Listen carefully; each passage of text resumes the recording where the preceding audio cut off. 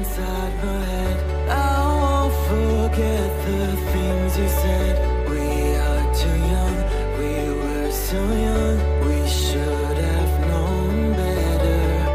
Nothing will ever change our minds. Cover your eyes and shut the lights. Just take my hands, let's take a chance. Ignite the sparks forever. We are taking control of our lives.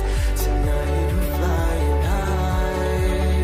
We'll be running through all the stoplights. All will be fine in time. No one can stop us. Memories will guide us. Hello Capricorn, this is Inspire 2016 with your weekly tarot reading for the week commencing the 10th of May until the 17th of May 2021. The first card for you is representing, how do you feel about yourself? Your card is the King of Swords. You have clarity of mind and can perceive the truth right now, so you must take the lead with providing an objective point of view. You are well positioned to judge your situation appropriately and identify the limiting behaviors that are getting in the way. This is a time when you need to leave emotions out of it, and remain as objective and rational as possible. You may need to reason with others and be quite direct about what you are observing. You may be concerned that you are not being particularly caring or sympathetic, but at this point in time, this detachment is what is needed most. Similarly, the King of Swords encourages you to use your logic and intellect to navigate your path ahead. You will need to get to the heart of the matter, make firm and well-researched decisions, and ensure that you are firm but fair in your dealings with others. You need to be able to take any situation, look at it with total impartiality, and then come to a decision that is both fair and insightful. Oftentimes, the King of Swords represents a professional advisor, such as a solicitor or attorney, financial advisor or taxation consultant. This advisor has a solid reputation and a vast amount of knowledge in his particular field, and will provide you with objective, well-researched advice about your own situation. He is completely impartial, and will draw upon his experience and his innate knowledge of the rules, systems and structures that are in place. He may come across as detached or disinterested in your personal circumstances, unless it relates specifically to the type of advice he is giving you. This is so that he can provide only the most relevant and objective advice to you. He prides himself in his expertise and qualifications, and is likely to charge a high fee for his services. The second card for you is representing, what do you want most right now? Your card is the Five of Cups. What do you want most right now is letting go of the past and learning from your mistakes. This card can often reflect a person who is caught up in the past and unable to move on, missing out on new opportunities. Bitter memories from the past continue to bother you, and often a great deal of the blame for past actions is placed on yourself and your inadequacies. To some it would seem that there is no way out of this situation, but the tarot always shows problems on one hand and solutions on the other. Forgiveness and the ability to recover after emotional loss are necessary. If you are feeling disappointed by another person's actions, and then find it within your heart to forgive that person, releasing yourself from the disappointment. You may also need to reassess your expectations that have led you to this disappointment. Were you expecting too much? Remember, too, that hindsight is much clearer than foresight, and present-day wisdom is gained from the mistakes of the past. Reflect on what led you to this point and understand what important lessons you can take from the experience. Even when things go pear-shaped, there is always something positive that can be gained by reflecting on the lessons learned. While it is true that much has been lost, There is still a ray of hope because some of the cups in this card remain full and upright. You must not pity yourself when you find yourself in his situation. Instead of looking at the situation from a glass is half empty perspective, look at it from a glass is half full perspective. The third card for you is representing your fears. Your card is the Two of Swords. You are afraid of making wrong choice and decision. You are really struggling to see what the right choice is, as either option will lead to negative consequences. Lay out the pros and cons of each option that is available to you and weigh up which option will have the most favorable outcome. The Two of Swords may also indicate mental confusion as a result of information overload. You are overwhelmed with other people's points of view and additional, detailed information about what options are available to you. At the end of the day, you are going to have to make a decision, so sift through the advice and the information that is available to select only the most relevant and helpful. The Two of Swords may suggest that you are feeling stuck in the middle of two competing sides. You may be trying to play the peacemaker role, but in doing this you are just confusing yourself and creating more tension. For example, you may be trying to bring two conflicting family members together in the hope of a harmonious family environment, but instead you are finding yourself being the messenger or the dumping ground for each of their concerns. Decide whether or not you truly do have a role to play and whether you can indeed create peace between the two opposing parties.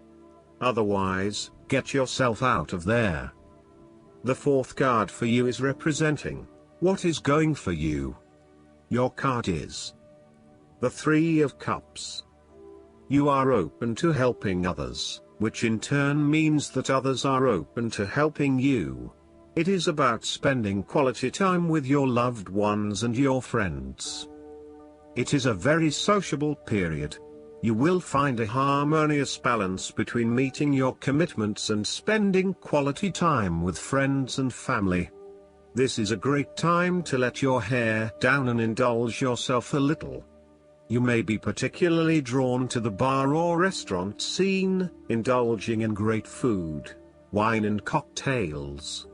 You may also be celebrating something special, such as a birth, engagement, wedding, reunion, or birthday. For the moment, even though life's problems go on, you can take time out to forget about the hassles of the everyday world and enjoy the company of your friends and loved ones. Such respites are often needed before and after periods of high stress, to stop you from getting burned out emotionally or physically. When this card appears and you are experiencing a high level of stress, take some time off to recuperate, and gain the support of friends before returning to reality. More broadly, the Three of Cups indicates the end or conclusion of any problems you have been experiencing, particularly those that relate to your interactions with others. A compromise will be found which will serve all the interests of those involved and will allow for a more harmonious environment. You can facilitate this process by bringing about positive change within yourself and changing your attitude and the way you react or deal with what is happening. Treat the situation with compassion and give the benefit of the doubt where possible. The Three of Cups represents community and groups of people coming together to focus on a common goal for the greater good of others. You may find that by reaching out to others and banding together, you can achieve a huge amount in terms of sharing your positive energy and passion with others, benefiting the wider community. It is a sign that you should seek out other people to celebrate your successes along with you. The fifth card for you is representing what is going against you. Your card is the Four of Pentacles. You are afraid of losing money. You are haunted by a fear of poverty that compels you to be materialistic. You are extremely defensive and self-protective materially and emotionally, fearful of opening up and trusting other people. You are very reluctant to spend money and you are keeping a very tight rein on your cash. On the flip side, you may be spending too much money and need to get a better hold of your financial resources. You have spent your time recently focused on career building and material acquisitions, rather than your relationships. This approach to life has been quite successful financially but is very limiting when it comes to connecting authentically with others.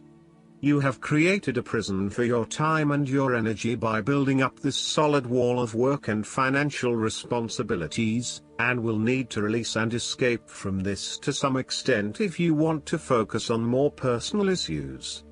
The important thing to realize is that success in your career is beneficial but only to a point. You may need to examine your life and determine what you can give up, particularly in terms of effort and time put towards work and other similar activities, so that you can have more energy available for developing personal relationships.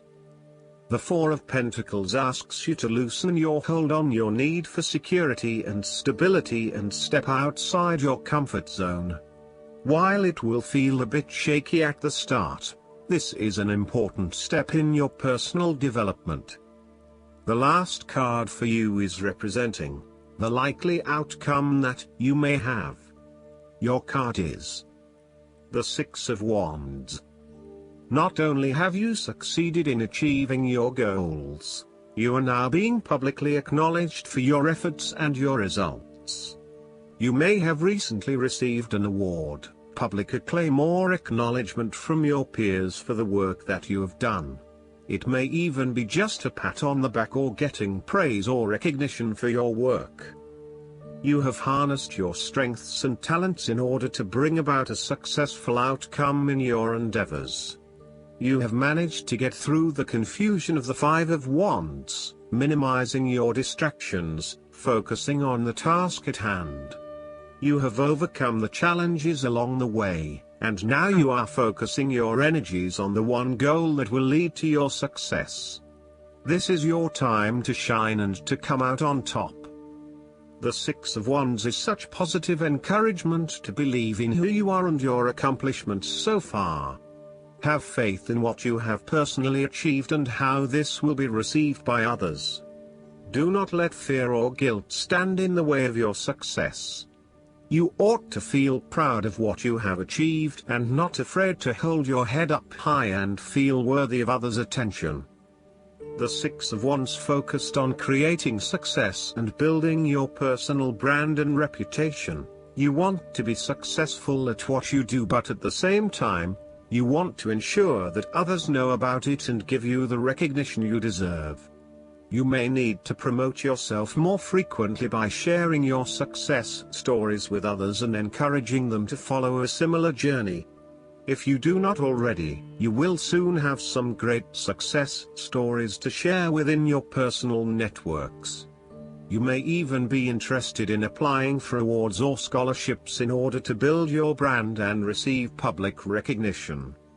Last but not least, the guidance card for you is Organize for Success.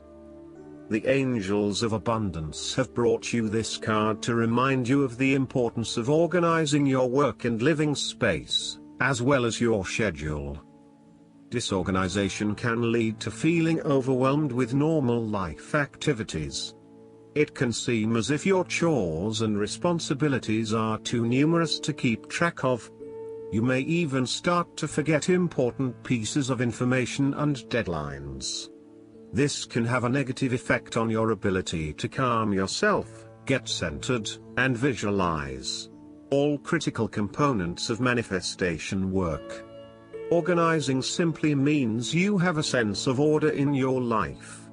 This can be as simple as keeping a calendar so that you remember when bills are coming due.